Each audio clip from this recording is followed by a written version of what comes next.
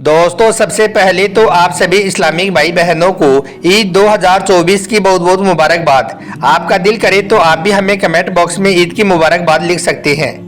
आज के इस वीडियो में हम आपको ईद का एक ऐसा वाकया बताने वाले हैं जिसे सुनकर आपकी आंखों में आंसू आ जाएंगे और आप लोग कुछ सोचने पर मजबूर हो जाओगे। इसलिए आज का यह वीडियो आप सभी के लिए बहुत खास है, आप इसको आखिर तक जरूर देखें। और सबसे पहले अगर आपको ईद आने की खुशी हो रही है तो आप इस वीडियो को दिल से एक लाइक जरूर कर दें और मेहरबानी करके इसे शेयर भी कर दें ताकि ईद के मौके पर यह वीडियो और भी लोगों के पास में पहुंच जाए। तो चलिए दोस्तों शुरू करते हैं। ईद से 2 दिन पहले की बात है। किसी शहर में मियाँ बीवी ईद की खरीदारी करने बाजार जा रहे हैं। बड़ी जल्दी में हैं, इसलिए शौहर ने बीवी से कहा कि जल्दी करो, मेरे पास वक्त नहीं है, जल्दी तैयार होकर बाहर आ जाओ। इतना कहकर शौहर अपने कमरे से बाहर निकल आया।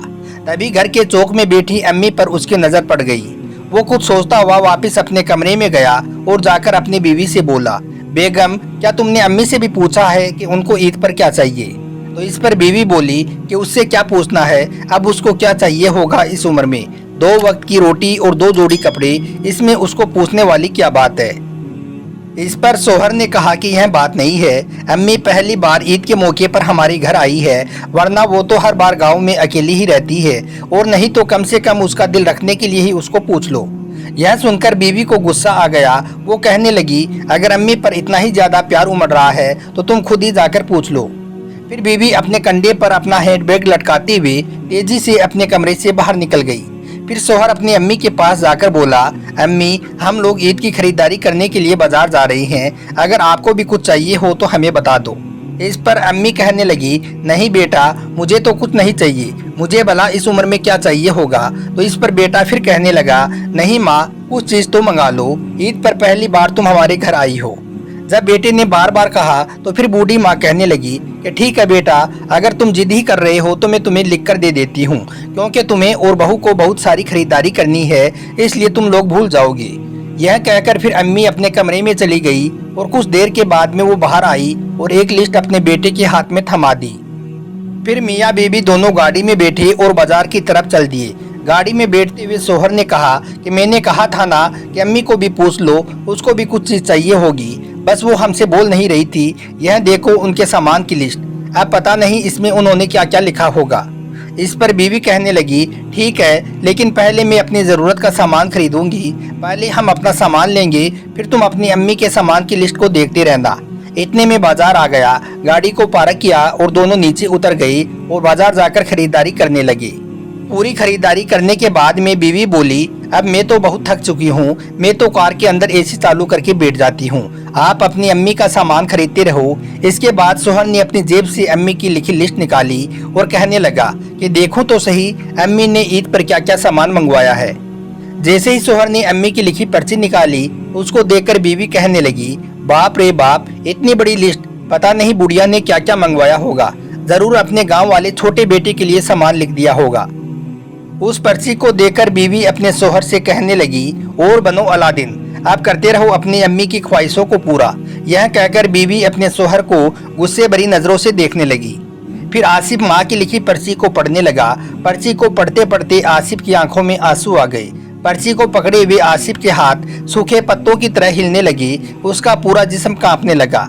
यह देखकर बीवी घबरा गई, कहने लगी कि क्या हुआ, ऐसा क्या मांग लिया तुम्हारी अम्मी ने? इतना कहते हुए बीवी ने अपने शौहर के हाथ से वो पर्ची छीन ली और उस पर्ची को बीवी पढ़ने लगी। पर्ची को पढ़कर बीवी भी हैरान हो गई, क्योंकि माँ की लिखी उस पर्ची में लिखा था, बेटा आसिफ मुझे ईद पर तो क्या किसी भी मौके पर कुछ भी नहीं चाहिए, लेकिन फिर भी अगर तुम जिद कर ही रही हो तो तुम्हारे शहर की किसी दुकान से अगर मिल जाए तो मेरे लिए कुछ फुर्सत के पल ले आना।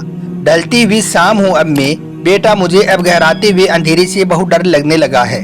पल पल मेरी तरफ बढ़ रही मौत को देखकर अब मुझे बहुत डर लगता है। जानती हूँ मैं मौत को टाला नहीं जा सकता है, पर बेटे अकेलेपन से मुझे बहुत घबराहट होती है। जब तक मैं तुम्हारे घर पर हूँ कुछ वक्त बैठा कर मेरे पास में, कुछ देर के लिए ही सही, बांट लिया कर मेरे बुढ़ापे का अकेलापन। बिना दिया जलाए ही रोशन हो जाएगी मेरी शाम। कितने साल हो गए बेटा तुझे छुए हुए, एक बार फिर आ मेरे पास में और मेरी गोद में अपना सर रख और मैं ममता भरी हथेली से सहलाऊं तेरे सर को और मुस्कुराकर फिर मिलूं मौत के गले। बेटा क्या पता अगली ईद पर मैं रहूं या ना रहूं। पर्ची की आखिरी लाइन को पढ़ते पढ़ते बीवी की भी आंखों में आंसू आ गई। तो दोस्तों, माँ ऐसी होती है। याद रखें, आप अपने घर के उन बड़े दिल वाले लोगों को जिनको आप बूढ़े या बुढ़िया की श्रेणी में रखते हो, वो आपकी जिंदगी की रोशनाई है। अल्लाह के वास्ते आप उनकी खूब अच्छे से देखभाल करें। यकीन मानिए, आपके भी बूढ़े होने के दिन नज़दीक ही है। उसकी तैयारी तुम आज से ही कर लो। इसमें कोई शक नहीं है कि आपके अच्छे बुरे काम देर सवेर आप ही के पास में लौट कर आने वाले हैं। दोस्तों, इसी तरह से अब आपको एक गरीब घर की ईद का भी वाकया बताते हैं, जिसको सुनकर यकीनन आपकी आंखों में आंसू आ जाएंगे। ईद से 2-4 दिन पहले एक घर में मियाँ बीबी बैठे हुए थे। दोनों मियाँ बीबी रोजे की हालत से हैं और घर के सारे बच्चे भी रोजे से हैं। इतने में बीवी अपने शोहर से कहती है कि तुम्हारी उस काम का क्या हुआ। इस पर शोहर कहता है कि अगर मुझे वो काम मिल जाता तो बच्चों के लिए ईद के कपड़ों का इंतजाम हो जाता। ऐसा करना, इस बार भी तुम अपनी अम्मी के यहाँ से बच्चों के कपड़े ले आना। इस पर बीवी कहने लगी कि शादी के बाद से यह 5वीं बार ईद आई है और हर बार ईद के कपड़े मेरी माँ के यहाँ से ही ला रही हूँ। इस पर शोहर ने कहा कि क्या हुआ, इस बार और ले आना। यह सुनकर बीवी ने कहा कि क्या आपको मालूम नहीं है कि पापा का रिटायरमेंट हो गया है और अम्मी भी अब बीमार चलने लगी है। वो लोग तो खुद ही अपना घर बड़ी मुश्किल से चला पा रहे हैं। इस पर शोहर ने कहा कि तुम्हारा भाई तो बहुत पैसे वाला है, उनसे बोल देना। तो इस पर बीवी कहने लगी, बेशक मेरा भाई बहुत पैसों वाला है, लेकिन वो दिल से बहुत गरीब है और मेरा भाई तो अपनी बीवी का गुलाम है। वो जितना कहती है वो उतना ही काम करता है। उसमें अगर जरा भी गिरत होती तो आज मेरे अब्बू अम्मी को वो इस हाल में छोड़कर अपनी बीवी के साथ में अलग नहीं रह रहा होता। उसके आगे हाथ फैलाने से तो अच्छा है कि मैं भूखी ही मर जाऊं। यह सुनकर शोहर कहने लगा, यह बात तो तुम बिल्कुल सही कह रही हो। जो इंसान अपने माँ बाप का नहीं हो सका, वो भला किसी और का कैसे हो सकता है। फिर बीवी कहने लगी कि ये कोई ज़रूरी भी नहीं है कि ईद मनाने के लिए नए कपड़े ही हो। ईद तो पुराने कपड़ों में भी हो सकती है। इस पर शोहर कहने लगा, मेरी मासूम बच्ची, अल्हम्दुलिल्लाह यह रमजान के महीने में सारी नमाजी रोजे और कुरान पाक की तिलावत कर रही हैं। यह ईद की कितनी खुशियाँ कर रही होंगी। सोच रही होंगे कि 2 दिन के बाद में ईद आ रही है, हम भी नए कपड़े पहनेंगे। बेगम, मेरा दिल नहीं मानता कि मैं इनको पुराने कपड़ों में ईद की नमाज पढ़ाने के लिए ले जाऊं। छोड़ो, मैं अपना मोबाइल बेच देता हूं और बच्चों के लिए ईद के कपड़े खरीद लाता हूं, और जब मेरा जॉब लग जाएगा तो फिर कोई नया मोबाइल खरीद लेंगे। इस पर बीवी कहने लगी, मैं आपसे एक बात बोलूं, आप अपने छोटे भाई से कुछ पैसे क्यों नहीं मांग लेती हो? उसके पास तो बहुत पैसे हैं। इस पर शोहर कहने लगा, मुझे पता है वो नहीं देगा, उल्टा वो अपनी बीवी के सामने मुझे 2-4 बातें और सुना देगा और मुझे जलील और रुस्वा कर देगा। बेवजह इज्जत चली जाएगी। दोनों मियाँ बीवी रोजे से हैं। दोनों ने एक दूसरे को बेबसी की नज़रों से देखा और दोनों की आंखों में आंसू आ गई। तो प्यारे दोस्तों, कुछ ही दिनों के बाद में ईद आने वाली है, इसलिए आप अपने आसपास में ऐसे गरीब बच्चों को ज़रूर देखें जिनके पास में पहनने को कपड़े नहीं हैं या खाने को खाना नहीं है। आप ऐसे गरीब बच्चों की ज़रूर मदद करें, क्योंकि हमारे आसपास में कुछ ऐसे लोग भी होते हैं जो किसी के आगे अपना हाथ फैलाना नहीं चाहते हैं, लेकिन असल में वो ज़रूरतमंद होते हैं। आप ऐसे गरीब लोगों की तलाश करें और ईद के मौके पर उनकी मदद करें। अल्लाह ताला आपको इसका बेहतर जज़ा देगा।